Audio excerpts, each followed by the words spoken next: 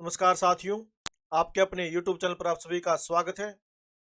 आज की current affair की सीरीज को शुरू करते हुए वीडियो शुरू करते हैं। अगर आपने अभी तक हमारे चैनल सब्सक्राइब नहीं किया तो प्लीज़ सब्सक्राइब जरूर करें और वीडियो अगर आपको पसंद आए तो उसे लाइक जरूर करें। तो वीडियो शुरू करते हैं। सबसे पहले प्रधानमंत्री ने वीर बाल दिवस के अवसर पर आयोजित कार्यक्रम को संबोधित किया। तो विस्तृत जानकारी देखते हैं क्या है। प्रधानमंत्री श्री नरेंद्र मोदी ने नई दिल्ली के भारत मंडपम में वीर बाल दिवस के अवसर पर आयोजित कार्यक्रम को संबोधित किया। तो वीर बाल दिवस के अवसर पर जो कार्यक्रम आयोजित किया गया वो कहाँ पर किया गया, वो किया गया नई दिल्ली के अंदर। तो किसके द्वारा किया गया, वो क्या, श्री नरेंद्र मोदी जी के द्वारा। श्री मोदी ने बच्चों द्वारा प्रस्तुत गायन और मार्शल आर्ट के 3 प्रदर्शन देखा। इस अवसर पर प्रधानमंत्री दिल्ली में युवाओं के मार्च पास्ट को भी झंडी दिखाई। वीर बाल दिवस मनाने के लिए सरकार नागरिकों, विशेषकर छोटे बच्चों को साहिबजादों के अदम्य साहस की कहानी के बारे में जानकारी देने और शिक्षित करने के लिए पूरे देश में भागीदारी कार्यक्रम आयोजित कर रही है। 9 जनवरी 2022 को श्री गुरु गोविंद सिंह जी के प्रकाश पर्व के दिन प्रधानमंत्री ने घोषणा की थी कि 26 दिसंबर को श्री गुरु गोविंद सिंह के पुत्रों बाबा जोरावर सिंह जी और बाबा फतेह सिंह जी की शहादत को वीर बाल दिवस के रूप में मनाया जाएगा। नेक्स्ट देखते हैं क्या है। रक्षा मंत्री ने मुंबई में स्टील्थ गाइडेड मिसाइल विध्वंसक आईएनएस इम्फाल को नौसेना में शामिल किया। विशेष जानकारी देखते हैं क्या है। आईएनएस इम्फाल एक project 15B stealth guided missile विध्वंसक को नौसेना डॉकयार्ड मुंबई में आयोजित एक आकर्षक समारोह में रक्षा मंत्री श्री राजनाथ सिंह की उपस्थिति में भारतीय नौसेना में शामिल किया गया है। यह आयोजन 4 स्वदेशी विशाखापट्टनम श्रेणी के विध्वंसकों में से तीसरे को औपचारिक रूप से शामिल किए जाने को चिन्हित करता है। इसे भारतीय नौसेना के युद्धपोत डिजाइन ब्यूरो द्वारा डिजाइन किया गया है और Mazagon docks shipbuilders limited Mumbai द्वारा निर्मित किया गया है। ब्रह्मोस एयर स्पेस को ने इस जहाज पर ब्रह्मोस मिसाइल स्थापित की है। Torpedo tube launcher Larsen and turbo के हैं। Rapid gun mount Bharat heavy electricals limited BHEL द्वारा स्थापित किया गया है और मध्यम दूरी की मिसाइलें भारत इलेक्ट्रॉनिक्स लिमिटेड BEL द्वारा स्थापित की गई है।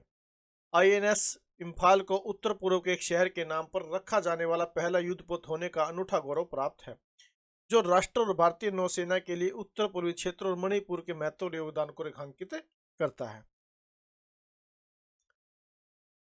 ग्वालियर गिनीज रिकॉर्ड्स में दर्ज हुआ तानसेन समारोह का ताल दरबार कार्यक्रम। मध्य प्रदेश के ग्वालियर में तानसेन समारोह के अंतर्गत आयोजित ताल दरबार कार्यक्रम में बेजोड़ प्रदर्शन के लिए 1282 तबला वादकों ने हिस्सा लिया। तो भाई तानसेन समारोह ताल दरबार कार्यक्रम कहाँ पर आयोजित किया गया, ये ग्वालियर के अंदर किया गया। इसके अंदर कितने तबला वादकों ने हिस्सा लिया, 1282। यह कार्यक्रम Guinness book of world records में दर्ज किया गया है। इन सभी को प्रधानमंत्री मोदी ने बधाई दी है।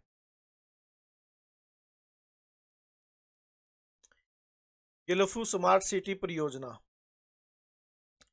हाल ही में भूटान के राजा ने असम के साथ अपनी सीमा पर 1000 वर्ग किलोमीटर से अधिक के क्षेत्र में एक विशाल अंतर्राष्ट्रीय शहर बनाने की योजना की घोषणा की है।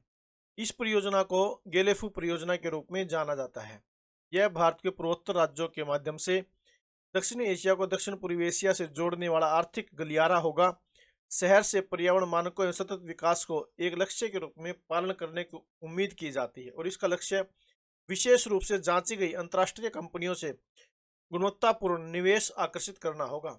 इस परियोजना में शून्य उत्सर्जन उद्योग तथा एक माइंडफुलनेस शहर जो पर्यटन एवं कल्याण में भूटान की शक्ति के रूप में स्थापित होगा और बुनियादी ढांचा कंपनियों को शामिल करेगा।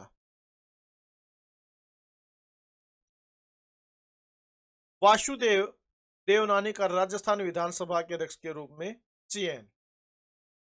16वीं राजस्थान विधानसभा में एक महत्वपूर्ण घटनाक्रम देखने को मिला जब भाजपा के अनुभवी विधायक वासुदेव देवनानी को सर्वसम्मति से अध्यक्ष चुना गया। उनकी नियुक्ति का प्रस्ताव मुख्यमंत्री भजनलाल शर्मा ने पेश किया और कांग्रेस नेता और टोंक विधायक सचिन पायलट ने इसका समर्थन किया, जो सत्ता पक्ष और विपक्ष के बीच एक दुर्लभ एकता को दर्शाता है। अजमेर उत्तर का प्रतिनिधित्व करने वाले वासुदेव देवनानी वसुंधरा राजे के नेतृत्व वाली भाजपा सरकारों में राष्ट्रीय स्वयंसेवक संघ आरएसएस के एक प्रमुख व्यक्तित्व रहे हैं।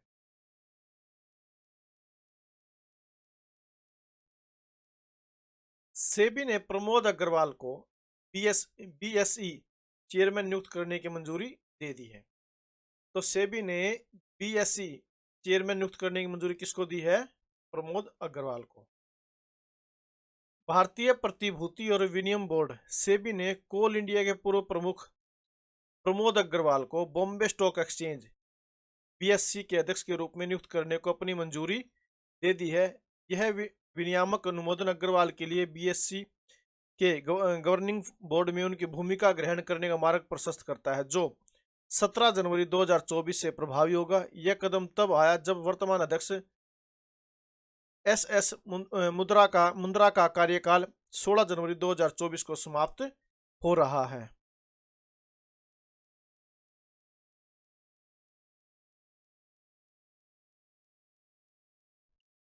निमोनिया की रोकथाम के लिए मणिपुर में शांस अभियान 2023-24 का शुभारंभ। तो मणिपुर में शांस अभियान 2023-24 का शुभारंभ किसके लिए किया गया है? निमोनिया की रोकथाम के लिए। बचपन में होने वाले निमोनिया से निपटने के उद्देश्य से एक महत्वपूर्ण कदम में मणिपुर के राज्य स्वास्थ्य और परिवार कल्याण मंत्री डॉक्टर सपम रंजन सिंह ने हाल ही में इम्फाल में शांस अभियान 2023-24 का उद्घाटन किया। साथ ही मंत्री ने बाल स्वास्थ्य देखभाल के लिए राज्य की प्रतिबद्धता पर जोर देते हुए जवाहरलाल नेहरू आयुर्विज्ञान संस्थान को राज्य नवजात संस्थान केंद्र के रूप में भी समर्पित किया। शांस, जिसका अर्थ है निमोनिया को बेअसर करने के लिए सामाजिक जागरूकता और कार्रवाई, राज्यों और केंद्र शासित प्रदेशों में लागू किया जाने वाला एक वार्षिक अभियान है। शांस का प्राथमिक उद्देश्य बचपन में निमोनिया के खिलाफ कार्रवाई में तेजी लाना और बाल मृत्यु का एक प्रमुख कारण है।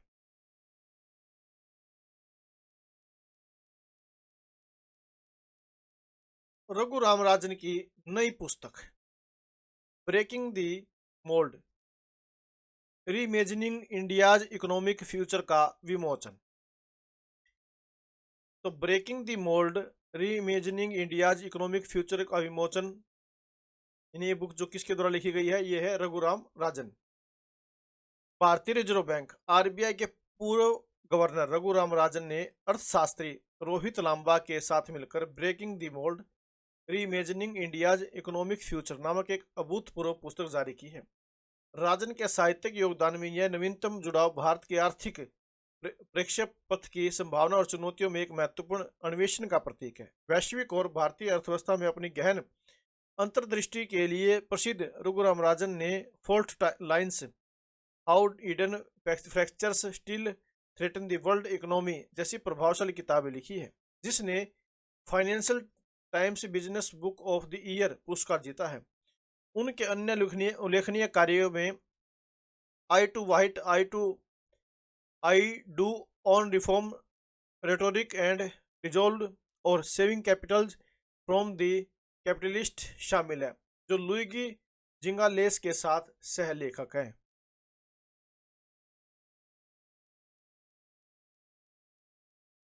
स्लाइस समर्थित नॉर्थ ईस्ट एसएफबी के एमडी और सीईओ ने बने सतीश कुमार कालरा। बेंगलुरु स्थित फिनटेक स्टाइल स्लाइस समर्थित north east small finance bank ने हाल ही में अपने अंतरिम प्रबंध निदेशक एमडी और मुख्य कार्यकारी अधिकारी सीईओ के रूप में सतीश कुमार कालरा की नियुक्ति की घोषणा की है। तो किसकी नियुक्ति की घोषणा की गई है? सतीश कुमार कालरा की।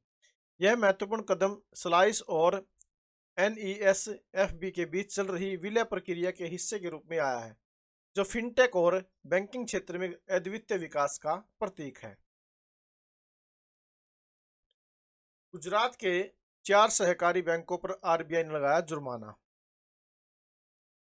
तो आरबीआई ने गुजरात के कितने बैंकों पर जुर्माना लगाया है? वो लगाया 4 सहकारी बैंकों पर। भारतीय रिजर्व बैंक आरबीआई ने हाल ही में गुजरात में 4 सहकारी बैंकों के खिलाफ निर्णायक कार्रवाई की और विभिन्न गैर अनुपालनों के लिए उन पर मौद्रिक जुर्माना लगाया। जुर्माना 50,000 रुपये से लेकर 7 लाख रुपए तक है, जो नियामक उल्लंघन की गंभीरता को दर्शाता है। प्रभावित बैंकों में progressive mercantile cooperative bank limited, the Kutch mercantile cooperative bank limited, Shri Morbi नागरिक सहकारी बैंक लिमिटेड और भाबर विभाग नागरिक सहकारी बैंक लिमिटेड शामिल है। तो ये थे आज के महत्वपूर्ण करंट अफेयर के क्वेश्चन। इनको आपने नोट करना है और इनको आपने याद करना है। अगर आपको वीडियो पसंद आए तो प्लीज़ वीडियो को लाइक जरूर करें, अधिक से अधिक शेयर करें और चैनल को सब्सक्राइब जरूर करें। Thank you very much.